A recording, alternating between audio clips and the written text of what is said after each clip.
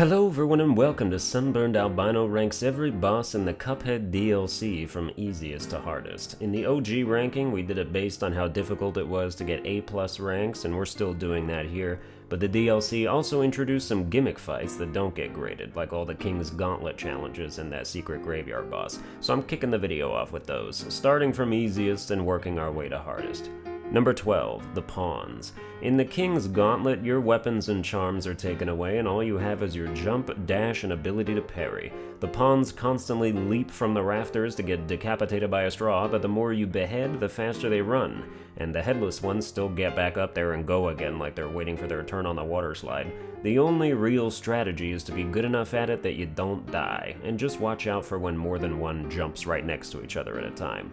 Number 11, the Knight. They could give this dude half health and it would still take forever. You have to keep close to the Knight at all times or else he'll never give you an opening. And if you stay away from him too long, he'll even do like a screen-wide insta-dash to punish you for being a filthy little camper. This is pure bait and punish scenario. He's got 3 basic moves. One is like a little sword poke-up that seems to be a bait of his own because I never had enough time to hit him after it. One is a regular reactable version of his dash that tuckers him out so you can land a parry on his pink mohawk, and the last one is an upward slash that he really puts his back into, so if you get in there fast enough you can actually get 2 parries for the price of 1. I wondered if my game was bugged the first couple times because this MFer just doesn't die. I counted, it takes 20 parries to kill him. That's too many, especially when after each one you go back to just sitting there waiting for him to do something else as he shuffles around like an idiot. This boss is easy but hard in the sense that you might want to kill yourself before it gets over. Number 10, the Bishop. This might be my favorite of the King's challenges. The Bishop's head is parryable as long as every candle is not lit, and you blow him out just by running into him, so it makes you use the entire stage while jumping and dodging the chastity bells the Bishop keeps hurling at you to stop you from having premarital sex. Number 9, the Rook. Yeah, they're pretty much just in the order you fight him in as far as difficulty is concerned. We caught this dude daydreaming about sticking his head in a guillotine, but she got juicy lips, so I get it. The Rook is annoying because you have to parry the heads so they get flung back at him, but most of the time it takes more than 1 parry per head to do that, and they're influenced by the direction you parried them from, as well as the positioning from bottom to top. So to get the max distance, you have to parry them from the bottom left, but like 70% of them get sent way over your head initially to where you can't even reach. After a few hits, his grindstone starts sending out little spark rings at you at an increasingly rapid rate, so you gotta jump around all that too while you try to line up perfect parry directions. It's a hassle. I'd say he has an acceptable amount of health though, so at least it's not drawn out. Number 8, the Queen. The final challenge, the Queen wouldn't be that bad, and still kinda isn't, but she'd be even less bad if the cannons didn't keep their necks on a constant swivel like an owl with gambling debt. Not only do you have to time their positioning to line up with where the Queen's at as she dances around the arena, but you have to do it while dodging the entire GDP of her kingdom. This fight's expensive. Even if she wins, was it really worth it? Number 7, Angel and Devil. This is a 1-phaser with no grading criteria, so in terms of it being clearable, it's not that difficult, but if you did have to A+ it, I could see it being pretty annoying, because every fight in this DLC is bonkers when you're going for A+s. Angel and Devil is a secret fight you unlock by solving the gravestone puzzle, which, if you want a quick summary of how to do that, just buy the broken relic thing from the shop, then go talk to the 3 dudes on the podium in order of 1st, 2nd, and 3rd, and take note of the language they use because it describes which tombstones you have to examine in that order. They might say some shit like, "Golly gee willikers, it's downright unfair!" And so downright means bottom right tombstone in that instance. You might have to beat all the king challenges too, but I can't confirm that. This fight is like a reverse boo situation, where the enemy you're facing is the one that aggroes and has all their attacks phase into reality, while the one behind you does a bunch of intangible stuff, and I think that should be opposite, because why are you being nice to me from the back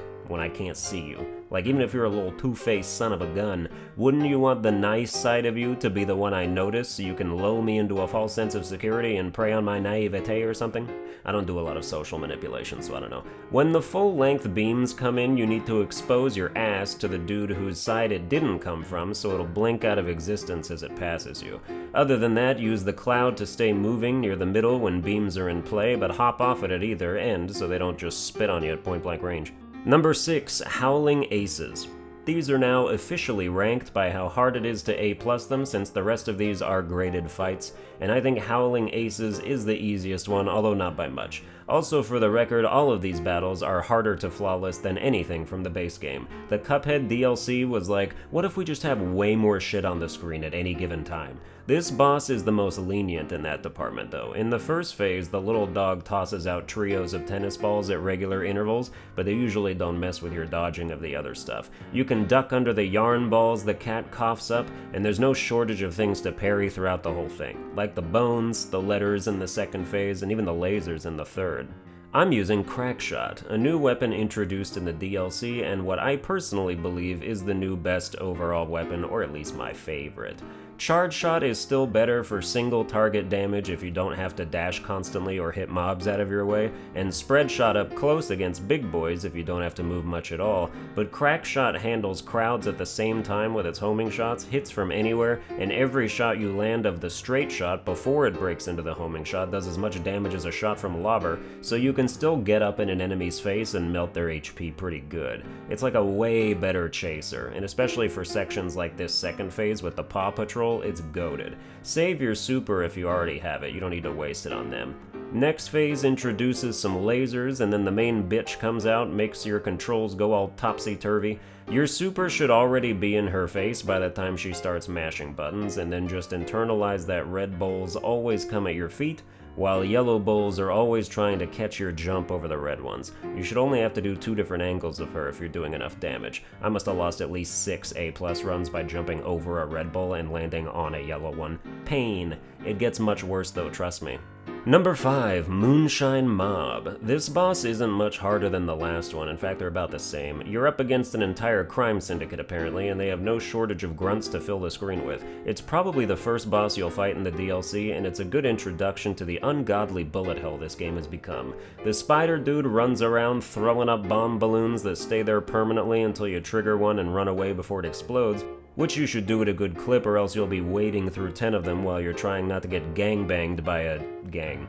Parry some smoke rings while you're at it, but Crackshot is a beast in this level, almost to your detriment because it can definitely destroy some parryables before you get over to them. Second phase comes in the form of an impromptu cabaret show. This chick saw the facility under attack and was like, I still get 5 minutes, right? Stage time is stage time, baby! And now it's up to you to assault her. Smoke dash through the gramophone lasers when they're red. I didn't play as Chalice Girl for any of these because even though she theoretically makes the game easier when played properly, her controls are too much of an adjustment for me, so I just stuck to what I knew. Third phase is your best opportunity to get parries. Just wait for the nose tongue to stick all the way out and you can bounce on it 3 times, even from below to push yourself above it, and it counts to the total. The nose is the weak point, and it moves around constantly, so Crackshot's great for hitting it wherever, but don't rest on your laurels when you get that first knockout, cause it's fake, it's a scam, you've been bamboozled, but like 5 more hits will kill the snail and get you the real one. He also shoots parryables if you still need it. Number 4, Mortimer Freeze. This might be the 3rd easiest boss of the graded ones, but it still took me an hour to A+ it, which pissed me off every time because I just always got hit once. Crackshot main out here, very good for the first phase when he just flies around and doesn't do much. This boss will starve you for parries, so you really gotta not miss any opportunities. First phase will occasionally shoot a parry card, but I'd go 5 or 6 attempts without seeing it. Second phase sends out the Ice Titan Refrigerator Man, and the pink popsicles are your ticket to Parry Town, but are easily destroyed by accident with Crackshot, so Spread Shot is better, for damage as well since he's a big target.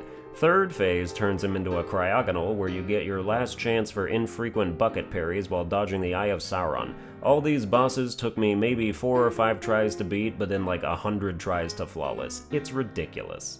Number 3, Chef Saltbaker. Dude might be a chef, but even he can't make this bullet hell nonsense taste good. Remember when OG Cuphead bosses would have like a couple things on screen at a time? Bon Bon would shoot some spray projectiles at you while her head inched closer to you at timed intervals. Dr. Call's last phase might be a screen filler, but at least his projectiles all had the same behavioral properties and 80% of them couldn't actually hit you.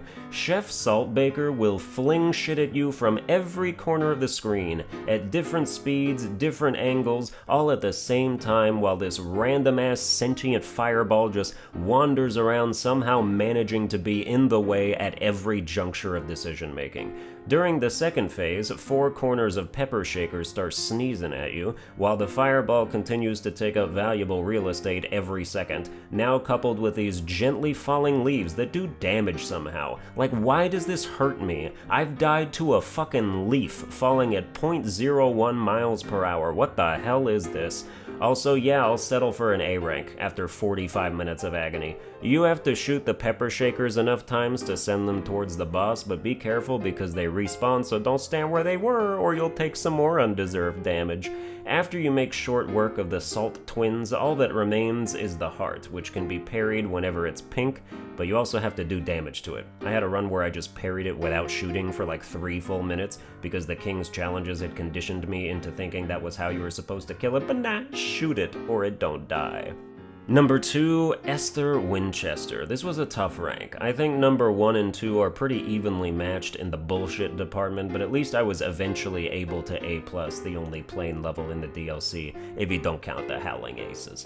This asshole just puts the whole damn game on the screen, spitting out enough projectiles to supply 9 other bosses with enough ammo to last for weeks. You have to get lucky with timing the end of the first phase, because if one of those vultures is dropping dynamite when the cow gets her suck on, you're just gonna get hit no matter what. Her trusty vacuum sweeps up cash and vomits it like rain. This is the second DLC boss to throw money at me. I'm starting to feel personally attacked. I hate this third phase, though. The cow turns into a sausage and starts launching humongous looping beef at you, while sausage cans litter the screen and either open up or down to try and catch you going the wrong way on them. And like, the only way to hit with the regular fire is to be on the same level as the cow sausage, but if you're on the same level, you might just get a slab of beef launched supersonic loop-de-loop speed at your face. Alt-fire is definitely necessary for certain parts of this when she's below you and it's safer to be above her. But that ain't even the last phase, because the last phase is something I like to call you're about to get hit. Because the level of pure weaving, ducking, diving, juking, and jiving necessary to not get hit is of astronomical levels. The sausages pour out infinitely, angling up and down, nowhere is safe, while spread shots of peppers pepper the battlefield and generally love to ruin your chosen opening unless they're parryable. I think this phase has too much health for how much it already asks of you. You can launch a full super at it in the beginning and still need like 20 seconds to mop it up. Number 1, Glumstone the Giant. The hardest boss in the Cuphead DLC is Glumstone the Giant, by like a fraction of difficulty. I think the first phase of this boss, with maybe the exception of the last phase of the cow, is the dumbest phase in the whole DLC and subsequently the entire game. They overpacked. They literally have obstacles coming out of places where there are already different obstacles.